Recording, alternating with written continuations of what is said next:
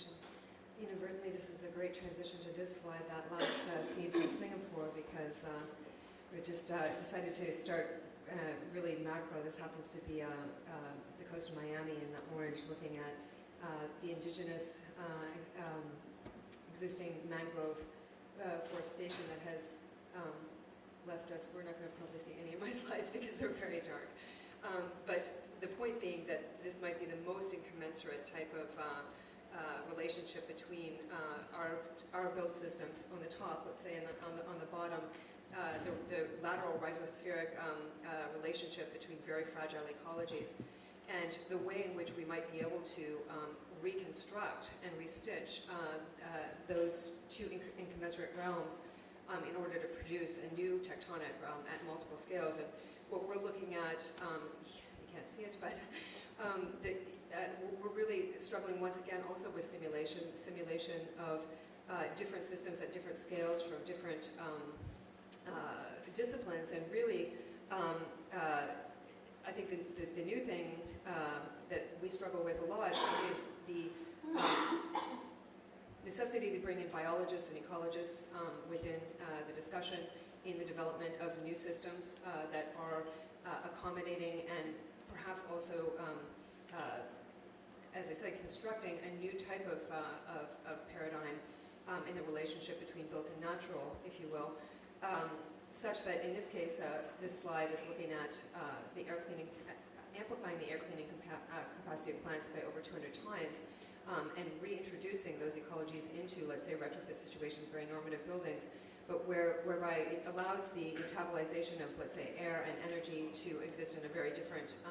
equation, such that in this case, in New York City, in the Bronx, we're producing fresh air from within the building rather than having to bring it in dirty air, let's say, compromised air, and then heat and cool it.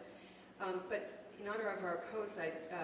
will focus specifically on the building envelope and looking at our existing paradigms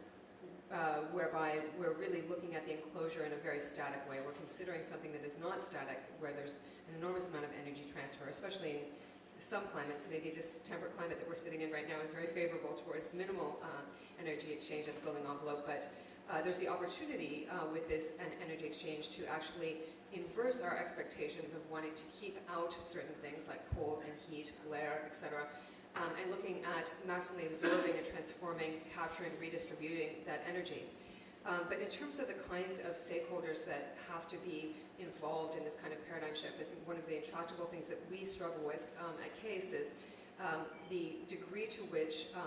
multiple stakeholders across the building process that are incredibly isolated from each other really have to be kind of restitched. I'm sorry you can't see, but it's basically this is looking at where individual development projects are woven in a web, on the interior, where we might have any type of research and development project that then starts to draw in stakeholders. And I think that this is where information technology really comes in really allowing us to map and recognize the incredibly webbed nature of different development thrusts that might have been seen as quite separate in the past, and protected in its segregation by this separation of disciplines within the academy, but particularly within manufacturing and then deployment, protecting the commercialization process, the deployment process, and then liability within the implementation process. So what we're looking at CASE are really getting a kind of at a fraction of the cost of the way that we mechanically heat and cool and light and transform the interior climates of our buildings,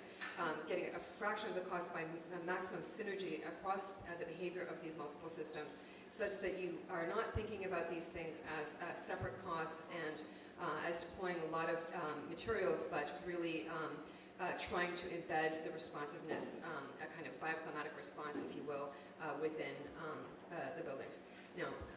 within the materials themselves. I'm sorry about the overlap here, but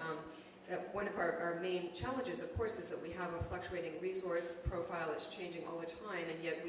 we respond very poorly to the dynamics of bioclimatic resources in our environment. And so looking at the kind of existing paradigm on the top of sort of using brute force with fossil fuels to